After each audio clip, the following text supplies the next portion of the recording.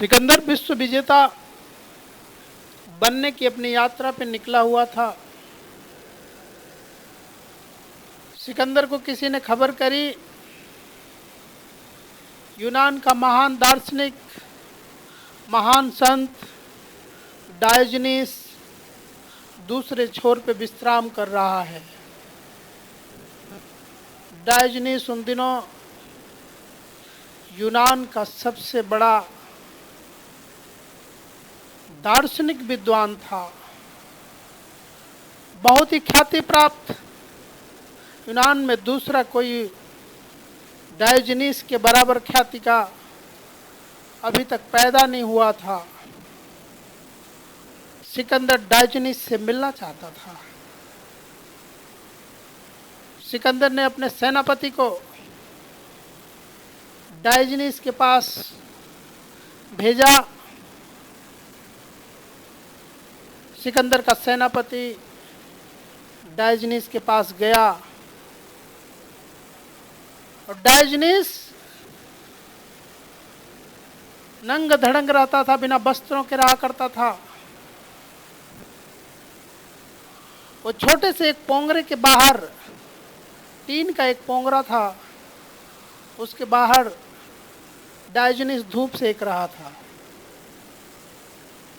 सिकंदर का सेनापति डायोजनीस से कहा, डायोजनीस, महान सिकंदर तुमसे मिलने की इच्छा प्रकट करते हैं। डायोजनीस ने कहा, लेकिन मुझे उससे मिलने की कोई इच्छा नहीं, मैं उससे नहीं मिलना चाहता। वो होगा दुनिया का बादशाह, लेकिन वो मुझे बहुत ही तुच्छ आदमी मालूम पड़ता है।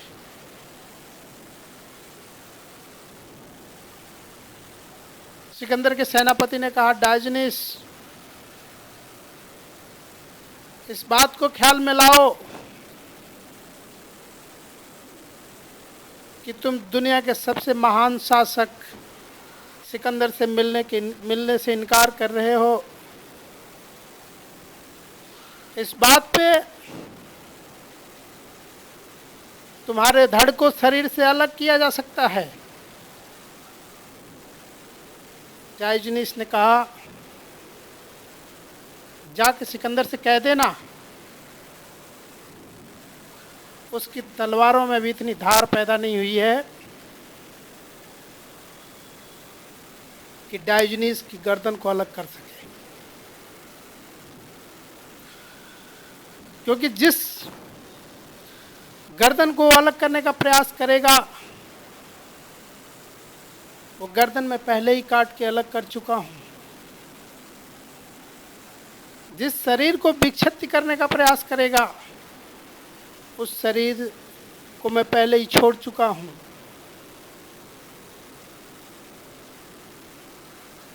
जाहिर सी बात है, सिकंदर को ये बात पहुंचा दी गई होगी। सिकंदर खुद मिलने डायोजनीस के पास आया और डायोजनीस टीन के छोटे से पोंगरे में लेटा हुआ था। सिकंदर ने डायोजनीस को देख के बोला, मुझे तुमसे मिल के प्रसन्नता हुई कि कोई तो है दुनिया में जो मेरी बातों का इतनी दृढ़तापूर्वक, मेरे आदेशों का इतनी दृढ़तापूर्वक खंडन किया हो।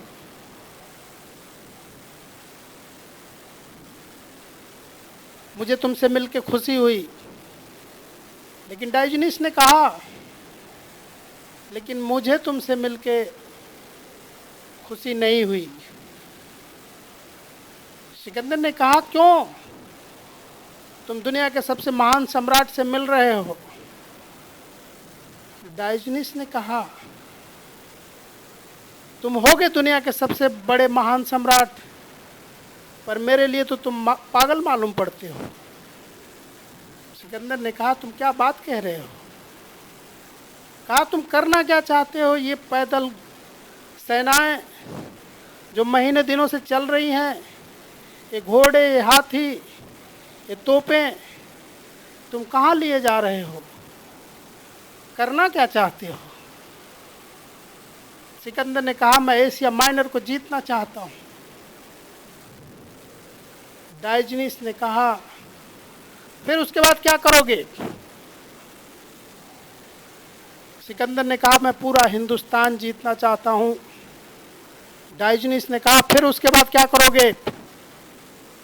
सिकंदर ने कहा, मैं पूरी दुनिया जीतना चाहता हूं। डायोजनीस ने कहा, फिर उसके बाद क्या करोगे? सिकंदर ने कहा, मैं पूरी दुनिया की यात्रा के बाद में जब मैं पूरी दुनिया जीत लूंगा तो मैं विश्राम करना चाहता हूं, आराम करना चाहता हूं। डायोजनीस ने कहा, तुम बड़ी भूल करते हो। दुनिया में पहले और बाद में भी कोई ऐसा कोई पैदा नहीं होगा जो इस दुनिया की यात्रा पे निकला हो और उसकी यात्रा पूरी हो जाए।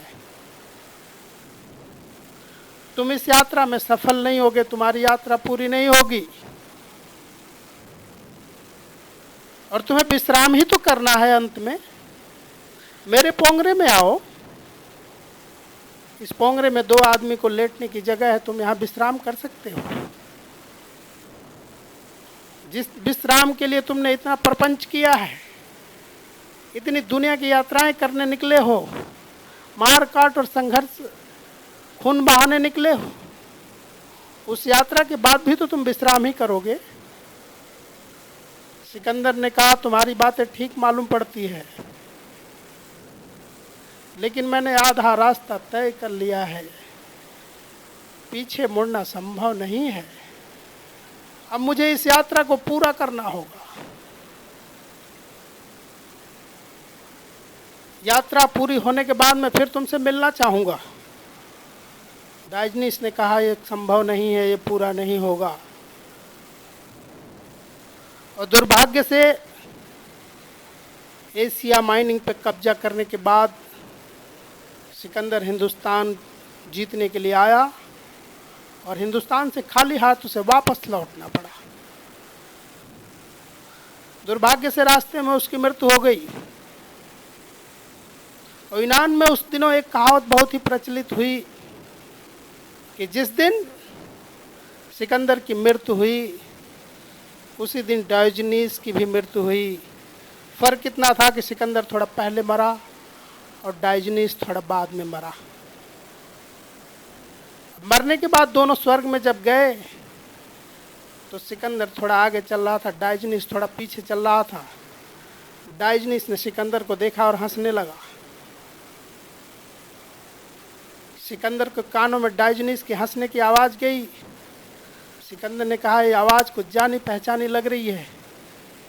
और उसने पीछे मुड़ के देखा, डायोजनीस हंस रहा है। सिकंदर ने कहा, आखिर एक भिखारी की मुलाकात एक विश्व विजेता से हो ही गई, एक सहिंसा एक बादशाह से फिर हो ही गई। डायोजनीस ने कहा, सिकंदर तुम भूल करते हो, यहाँ तुम बादशाह नहीं, तुम भिखारी हो और मैं यहाँ बादशाह हूँ। क्योंकि मैंने तुमसे कहा था, जिस यात्रा पे निकले हो यात्रा कभी पूरी नहीं होती। तुम सब कुछ गंवा के निकले हो। तुमने अपनी शांति गंवाई है, तुमने अपना चैन गंवाया है, तुमने लोगों का संहार किया है और तुम अब भी बेचैन हो। और मैं शांति लेके लौटा हूँ, जो पाना चाहता था उसको पा के लौटा हूँ। मैंने पूरी जिंदगी अपनी जैसे चाहा है वैसे जी के लौटा हूँ। मेरी झोली इस समय भरी हुई है और तुम खाली हाथ हो। तुम आराम करना चाहते हो, लेकिन तुम्हें मृत्यु के बाद भी आराम नहीं मिलेगा। ये दुनिया में कोई आराम कर ही नहीं पाता है। आराम का एक ही मार्ग है कि तुम विश्राम की अवस्था में चले जाओ।